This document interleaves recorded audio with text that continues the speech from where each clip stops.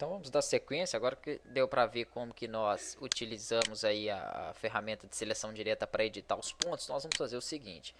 Clica aqui uma vez no objeto para selecionar e clica aqui no ponto âncora inferior. Com a setinha, né, de navegação, se você for apertando para baixo, ele vai deformando aqui aquele ponto, né, de forma uniforme. Então é mais ou menos esse objeto que nós temos aqui no projeto feito. Eu vou clicar nele, Ctrl 0. Repara que são várias cópias dele. Já já nós vamos trabalhar então com cópias aí. Vou fazer o seguinte, vou deixar ele aproximadamente dessa forma aqui. Lembrando que eu poderia editar algumas outras curvaturas, algumas outras partes aqui do meu projeto. Por enquanto vamos deixar ele desse jeito. Vou pegar a ferramenta de seleção, vou voltar aqui para o modo de visualização normal, né?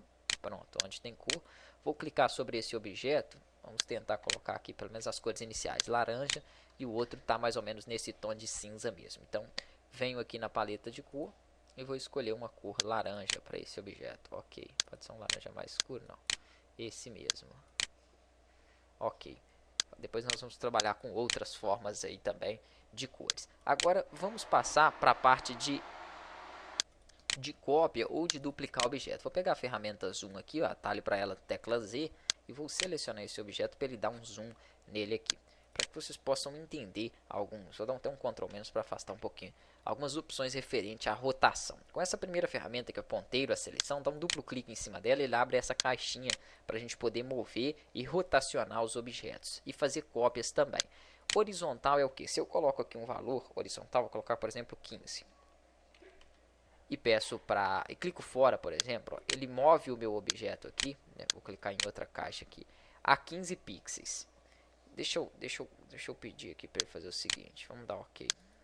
OK. Então ele moveu a 15 pixels, não deu para pré-visualizar não. Vou dar um duplo clique nela e vou fazer o seguinte. Vou mover, né, o objeto ou na horizontal ou na vertical. Deixa 0 e 0 que ele mantém a posição onde ele já está ali. Aqui quanto que ele vai dar, né, de distância. Se você quiser ver em tempo real, é só visualizar. Aí fica mais fácil que não precisa clicar OK. Então, se eu aumento na horizontal, ó, ele vai para o lado.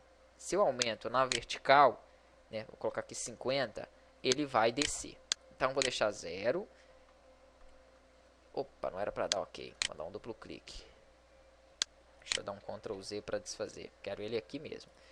Então, se eu vou deixar 0 e 0 para ficar padrão. Esquerda e direita é valor negativo. Então, se eu coloco aqui menos 50, ele vai para a esquerda. Se eu coloco aqui menos 50, ele sobe. Então, é basicamente isso aí. Vou deixar 0 e 0 porque eu quero aquela posição central. Aqui é a distância que ele está afastando para onde ele estava no ponto. Não precisamos mexer por enquanto, não. E aqui, se eu quiser colocar uma rotação também para o meu objeto. Então, ali eu rotacionei ele 45 graus e assim por diante. Depois eu vou explicar isso aqui direitinho. Vou deixar 0 também como rotação. Então, eu tenho essas propriedades para editar o objeto. Se eu quiser que ele altere já copiando, eu coloco aqui, por exemplo, 50 e clico em copiar. Então, ele vai gerar uma cópia dele, olha lá, a 50 pixels de onde ele estava. Mas isso me daria muito trabalho se eu fosse copiar, posicionar e rotacionar cada um assim, ó, né, de forma manual. Então o próprio Illustrator vai fazer